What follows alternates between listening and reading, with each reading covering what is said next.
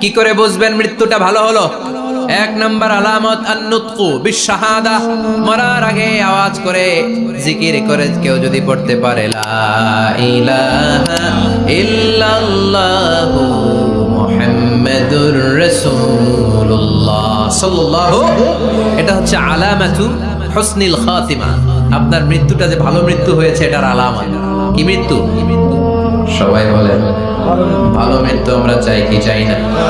ভালো মৃত্যুর এক নাম্বার আলামত কালিমা পড়ে যদি মরতে পারে। বিশ্বনবী বলেন মান কানা আখিরু কালামিহি লা ইলাহা ইল্লাল্লাহ, যে ব্যক্তির সর্বশেষ কথাটা হবে, বাক্যটা হবে লা ইলাহা ইল্লাল্লাহ, দাখালাল জান্নাহ, সে জান্নাতি হয়ে যাবে। সুবহানাল্লাহ পড়ে। এরপরে বিশ্বনবী বললেন আল মুমিনু ইয়ামুতু বিজাবিন ইরকিল জাবিন, মুমিন যখন মারা যায় তার কপাল ঘেমে যায়। সুবহানাল্লাহ পড়েন। হাত ঘামে না, পা ঘামে না, মুমিনের কপাল ঘামে। সুবহানাল্লাহ। এজন্য কেউ মারা গেলে কপালের মধ্যে হাত দিবেন, দেখবেন ওই ঘামের মধ্যে একটা জান্নাতি ঘ্রাণ আছে। সুবহানাল্লাহ। আল্লাহ, আমরা যখন মরে যাব আমাদের কপালটা যেন এরকম ঘেমে যায়। আমিন পড়েন। আর জোরে আমিন। আল মুমিনু ইয়ামুতু বিআরাকিল জাবিন, মুমিন মারা গেলে তার কপাল ঘামে। কপাল ঘামলে বুঝতে হবে এটা ভালো মৃত্যু, ঈমানি মৃত্যু। চিল্লায় বলেন ঠিক কি না? এরপরে বিশ্বনবী বললেন ফি লাইলাতিল জুমা, জুমার রাতে যদি মরে, আও ফি শাহরি রমাদান, কিংবা রমজান মাসে যদি মরে, আও ফি সাফারিল হজ, কিংবা হজের সফরে যদি মরে। বাংলার জমিন থেকে অনেক হাজিরা হজ করতে যায়, অনেকে ওইখানে যে আরাফাতের ময়দানেও মারা যায়, এরকম হাজি আছে না?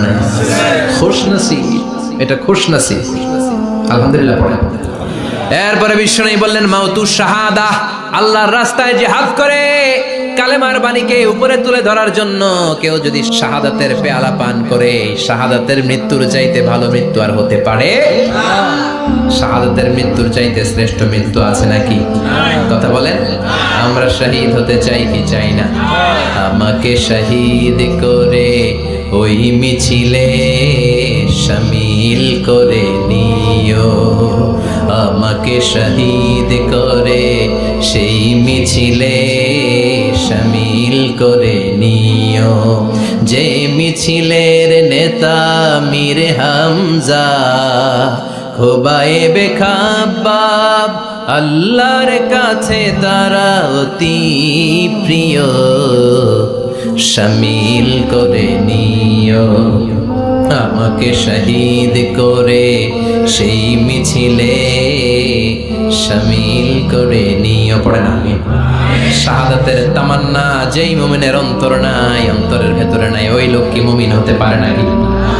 মান সাআলাল্লাহ শাহাদা, বিশ্বনবী ফরমান যে ব্যক্তি আল্লাহর কাছে শাহাদাতের মৃত্যু চায়, বাল্লাগাহুল্লাহু মানাজিলাশ শুহাদা ওয়া ইন মাতা আলা ফিরাশিহি, কেউ যদি আল্লাহর কাছে শাহাদাত অন্তর থেকে কামনা করে, রব্বুল আলামিন ওই ব্যক্তিকে শাহাদাতের মর্যাদায় নিয়ে যাবেন, যদিও সে বিছানায় পড়ে পড়ে মারা যায়।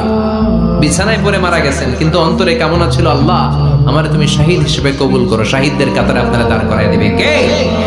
ওমর ফারুক বলতেন আল্লাহুম্মা রযুকনা শাহাদাতান ফি সাবিলিক, ও আল্লাহ আপনি আমারে আপনার রাস্তায় শহীদ হিসেবে কবুল করেন।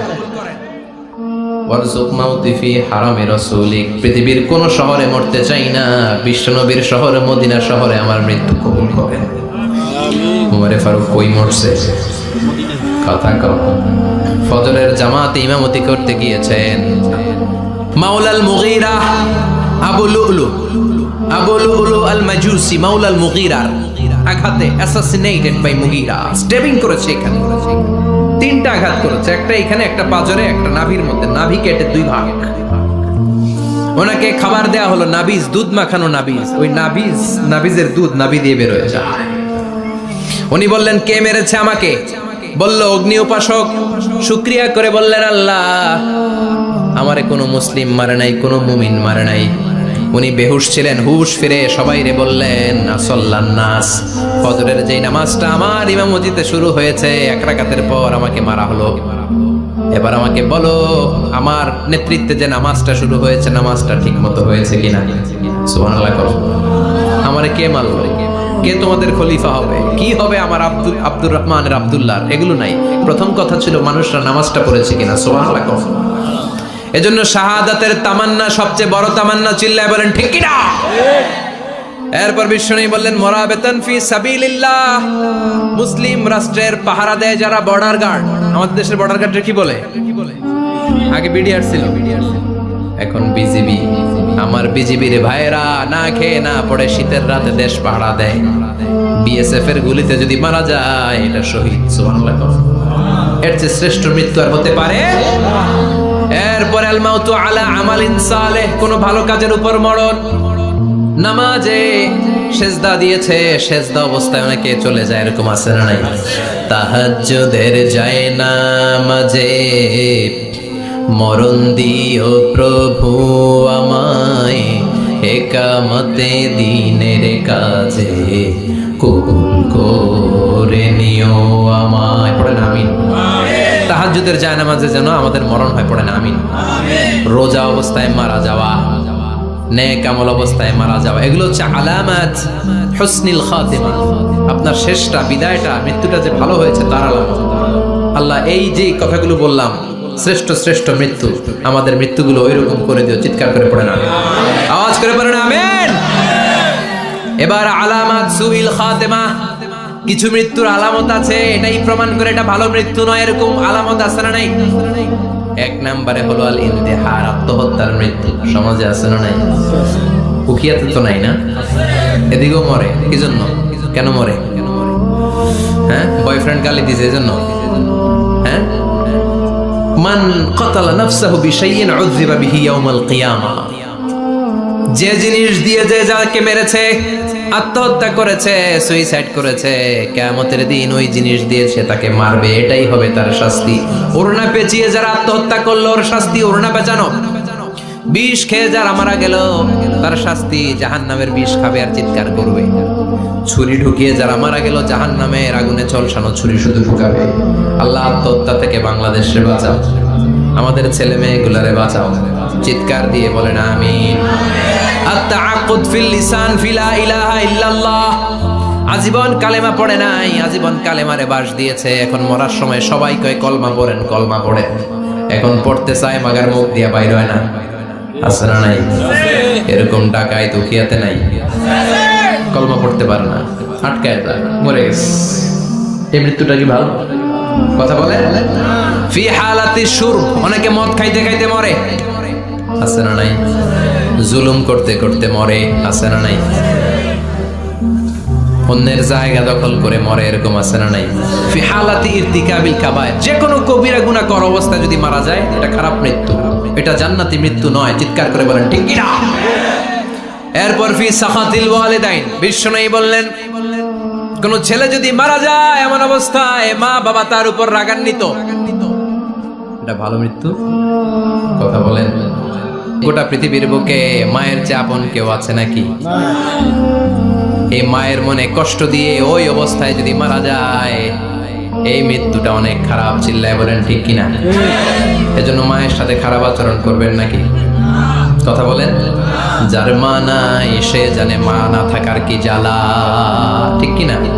যখন রাত্রি নিঝুম এই চোখে ঘুম, একলা শুধু ঘরে তোমায় মনে পড়ে মাগো, তোমায় মনে পড়ে।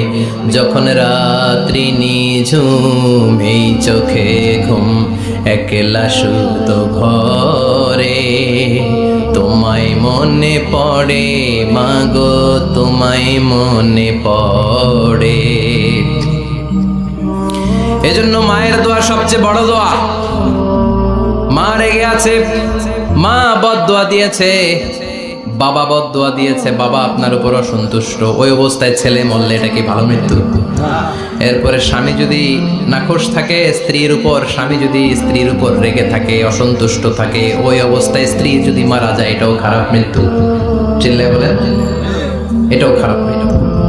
এরপরে লাউ ফারিহাল মুসলিমুনা বিমাউতি, কোন লোক মারা গেলে যদি এলাকার মুসলমানরা খুশি হয় এটা কি ভালো মৃত্যু নাকি?